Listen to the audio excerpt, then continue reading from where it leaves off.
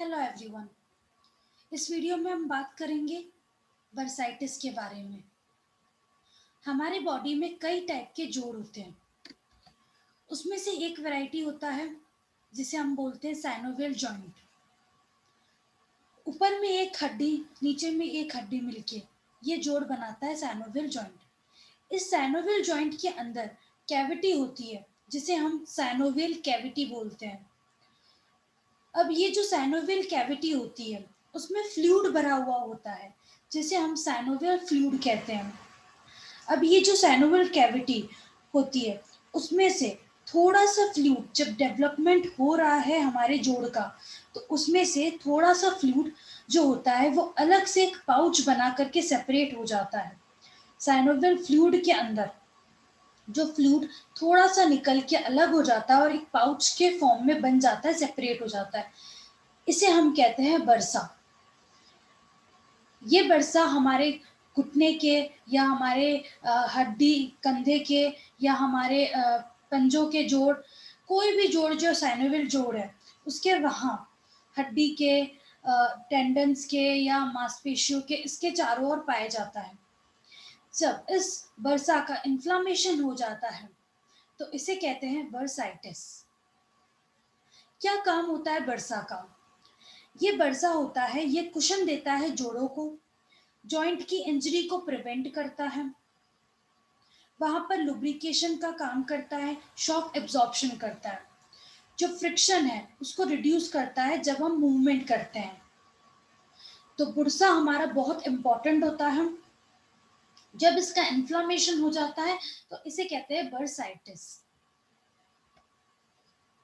ये बरसा एक ऐसी स्पेशल सेल से घिरा हुआ होता है जिसे सैनोवियल सेल्स कहते हैं, क्योंकि ये सैनोवियल फ्लूइड से ही का ही एक टुकड़ा है, उससे ही मिलके एक पाउच के फॉर्म में बना है ये।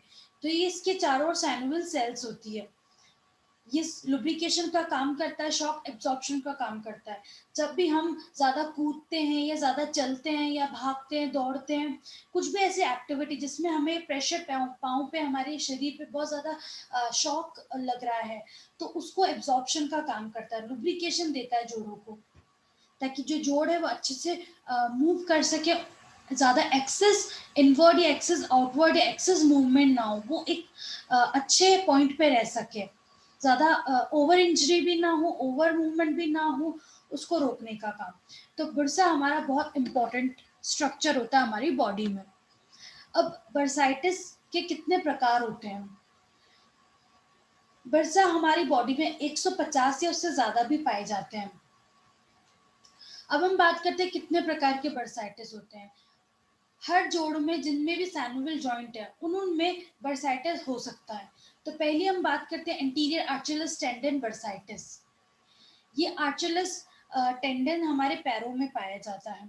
इसे हम एल्बर्ट्स डिजीज भी कहते हैं। जब आर्चुलस टेंडन इसकी इंजरी हो जाती है या इसका ओवर यूज हो जाता है या इसमें कोई बीमारी लग जाती है या फिर हमको स्पोर्ट्स में जिसमें हमें खेलना कूदना पड़ रहा है, ज़्यादा रनिंग करनी पड़ रही है, तो तब अगर हम जब शूज़ सही नहीं पहनते, शूज़ का सपोर्ट अच्छा नहीं होता, तब इस टेंडन पे प्रेशर पड़ता है या कोई इंजरी हो गई है, तो इस वजह से आर्चुलस टेंडन इसके आगे मतलब इंटीरियर साइड में बरसा होता है। जब उसका इन्फ्लामेशन हो जाता है इन दिक्कतों की वजह से, इन कारणों की वजह से, तो उसे कहते हैं इंटीरियर आर्चुलस टेंडन बर्साइटिस।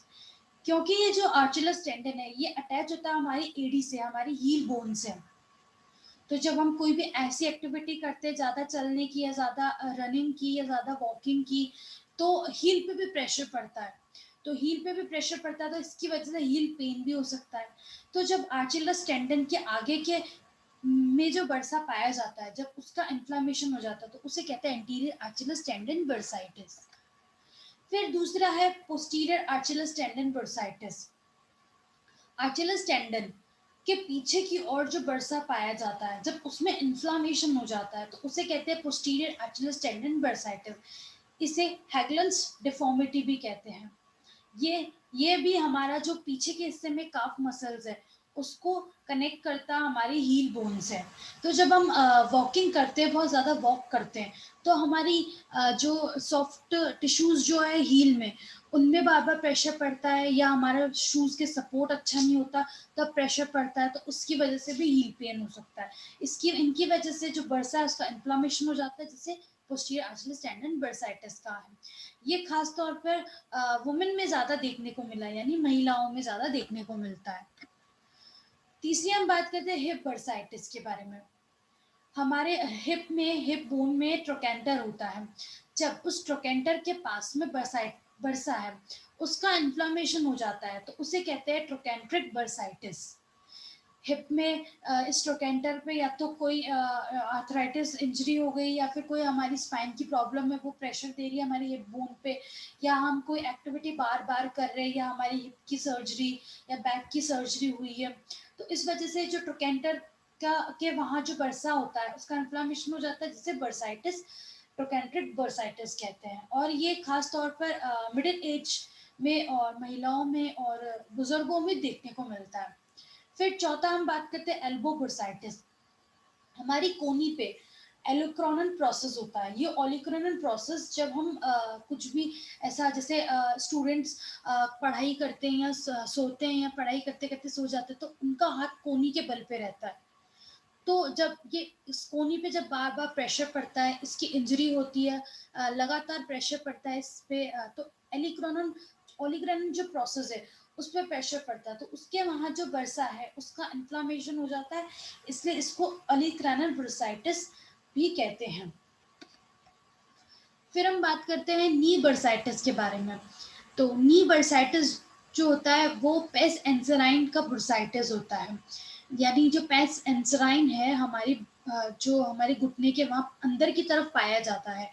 ये हमारी जो हमारी लेग बोन है, शिन बोन, उसको कनेक्ट करता है हमारी हैमस्ट्रिंग मसल्स से, और घुटने के अंदर की तरफ पाया जाता है।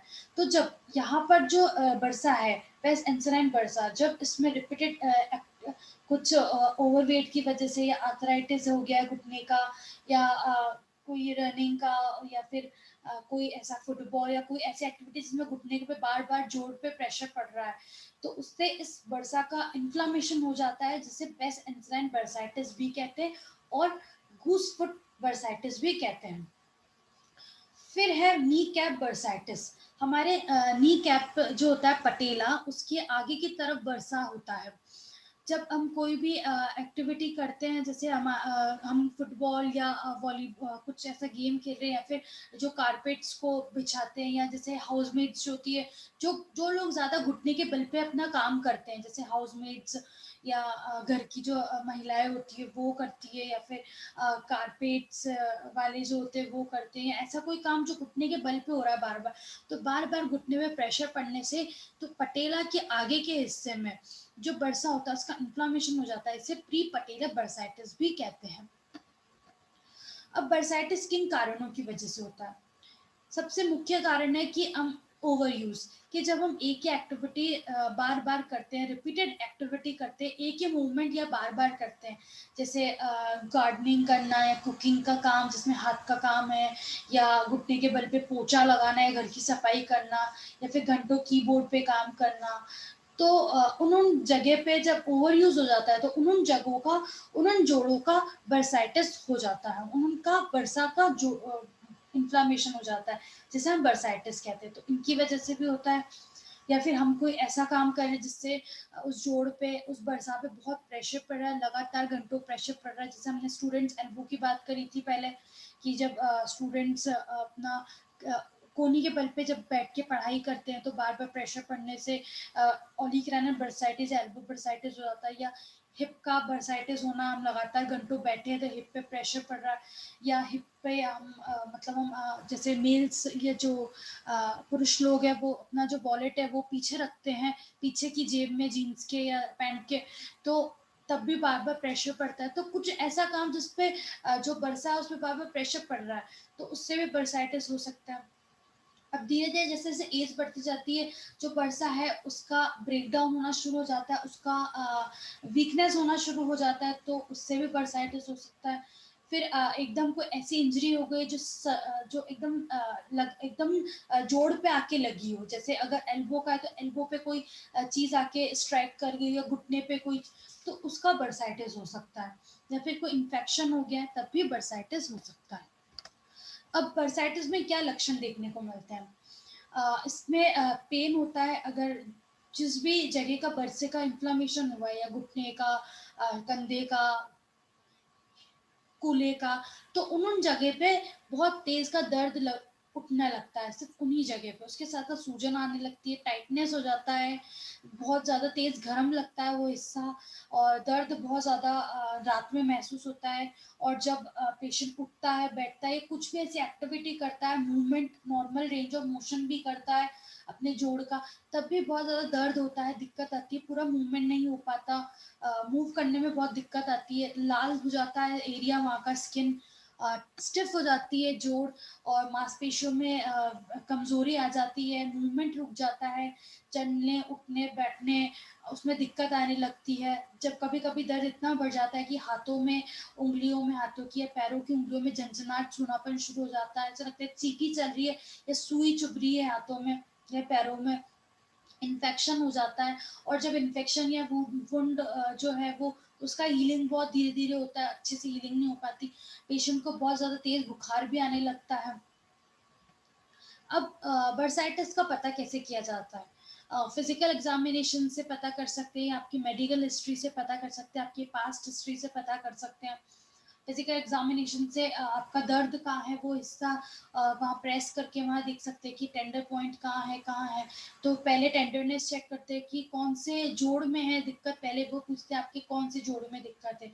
अगर जिस जोड़ में, जैसे घुटने के जोड़ में दिक्कत है, तो वहाँ अंदर की तरफ प्रेशर लगा के देखते हैं, तो पेशेंट को बहुत तेज़ का दर्द होता है, तब भी पता कर सकते हैं। या फिर मूवमेंट करते हैं उस जोड़ का, रेंज ऑफ मोशन, अंदर-बाहर मूवमेंट करना, जैसे जो भी मूवमेंट है जिस जोड़ का, तो एक कट-कट की आवाज़ आती है, या फिर बहुत ज़्यादा तेज़ दर्द महसूस होता है, शूटिंग पेन जिसे कहते हैं, तब भी पता कर सकते हैं।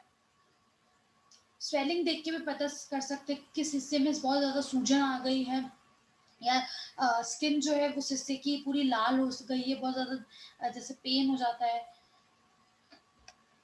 फिर हम मेडिकल हिस्ट्री, फिजिकल एग्जामिनेशन के साथ साथ डायग्नोस्टिक टेस्ट भी कर सकते हैं, एक्सरे से पता कर सकते हैं, एमआरआई से पता कर सकते हैं, अल्ट्रासाउंड, एस्पिरेशन से भी पता कर सकते हैं, मतलब वहाँ जो हिस्से में दर्द है उस हिस्से से, उसके जहाँ जो बरसा जहाँ का सूज गया है जिसमें दिक्कत है, वहाँ से नीडल डाल के फ्लूइड निकाल के फिर पता कर सकते हैं कि कोई इन्फेक्शन या गाउट तो नहीं है। ब्लड टेस्ट से भी पता कर सकते हैं। अब बरसाइटिस का रिस्क सबसे ज़्यादा किस में है? जिन लोगों में रूमेटॉइड आर्थराइटिस है, जिनका इम्यून सिस्टम अच्छा नहीं है, या गाउट की दिक्कत है, सूडो गाउट है, तो उनमें सबसे ज़्यादा रिस्क है बरसाइटिस होने के। फिर अगर आपको कोई जोड़ का, उस जोड़ का पहले सर्जरी हुई है, या फिर कोई प्रोस्थेसिस लगा रखा आपने जोड़ का, या कुछ भी ऐसा सर्जरी हुई है, तो उससे भी दिक्कत आ सकती है। फिर अगर आपके ऑस्टियोआर्थराइटिस हो गया, या फिर ऐसी कोई बीमारी हो गई जिसमें आपका कैल्शियम और बोन्स पर हो निकल रहे हैं, बोन के टुकड़े निकल रहे हैं, तो जब जोड़ से हड्डी के छोटे-छोटे टुकड़े निकलते हैं, तो जो गुर्सा है वहाँ पर उस पे प्रेशर पड़ता है और उसका इन्फ्लेमेशन हो सकता है, तो इन लोगों में सबसे ज़्यादा देखने को मिलता है।